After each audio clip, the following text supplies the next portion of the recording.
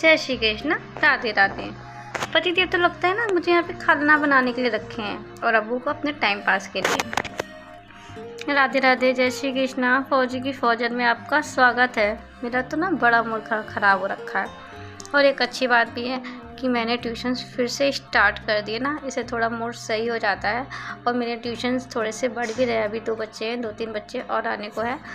फौजी साहब की 24 घंटे की ड्यूटी थी। अब मेरे को ऑर्डर आ गया कि सुबह का तो वो लेके गए थे, दोपहर में कोई आया था टिफ़िन लेने के लिए, रात में वो खुद ही लेने के लिए आ रहे थे और गैस ख़त्म। बोले बस मैं 5 मिनट रुकूंगा और खाना लेके चली जाऊंगा। अब मैं क्या करूं, मुझे गैस लगानी नहीं आती।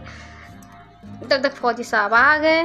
मैंने कहा मुझे गैस लगानी नहीं आती थी। उसने कहा अच्छा किया जो रिस्क नहीं लिया, कोई बात नहीं, मैं रुक जाऊंगा, परेशान ना हो। हाँ, फौजियों में ये अच्छा है कि संतुष्टि बहुत होती है, मतलब हड़बड़ी नहीं मचाते। हमारे महल में ना कोई काम लेट हो जाए, भैया पापा लोग ना आफत कर देते। कोई चीज़ नहीं मिलती ना तो भी आफत कर देते, अरे नहीं मिली। और हमारे फौजी साहब में तो ऐसा है ना, कोई चीज़ नहीं मिलती है तो कहते छोड़ दो, आंखों के सामने ही होगी, हम ढूंढेंगे तो नहीं मिलेगी, और देखना नहीं ढूंढोगी ना तो आंखों के सामने ही मिल जाएगी। और वाकई ऐसा ही होता है।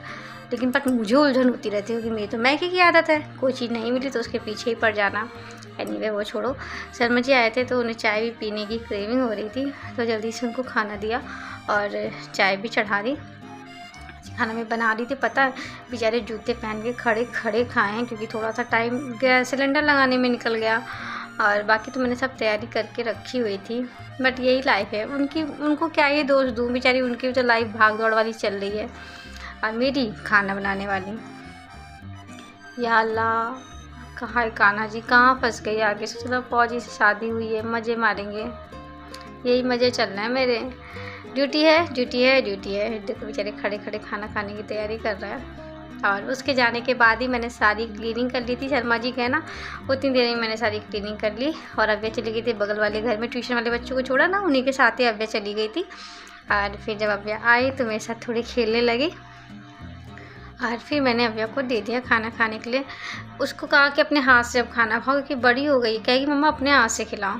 बट थोड़ा मैसी कर देती है रूम जब अपने हाथ से खाती है, लेकिन ठीक है क्योंकि अब 3 इयर्स की कंप्लीट हो गई है अव्या जून में। तो अभी ना वो मैं सोच रही हूँ अपने आप खाना खाना सीखे और फिर थोड़ी सी बहुत मैंने सोचा मैं पढ़ाई कर लेती हूँ क्योंकि अभी टाइम है। और पढ़ाई तो KVS NVS के लिए तो बाहर हो चुकी हूँ, तो अभी मैं पढ़ाई कर रही थी BPSC 4.0 की, क्योंकि अब उसी में आस है।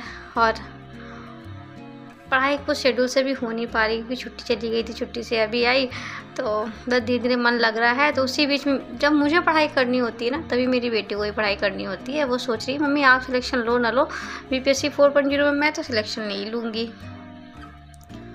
ऐसे होते हैं बच्चे। जिस बुक से आपको पढ़ाई करनी है, पता मैं ब्लैक पेन से यूज़ कर रही हूँ ना, तो कह रही मम्मा आप तो लिख नहीं रही हो ब्लैक पेन से, मुझे दे दो ना। अगर मैं ब्लू पेन से ज़रा सा भी लिखने लगूँगी ना, लेकिन मम्मा ब्लैक पेन आपका खाली हो गया ना, मुझे दे दो। ब्लैक से लिखने लगूँगी, अरे मम्मा ब्लैक से मत लिखो, राइटिंग आपकी अच्छी नहीं आ रही है, आप ब्लू से ही लिखो। इतना तंग करती है। और खजूर ना, जब पापा होते तो उस दिन खजूर नहीं खाती है, अकेली होती तो खजूर भी खा लेती है, अपने हाथ से दूध भी पी लेती है, पापा की दुलारी।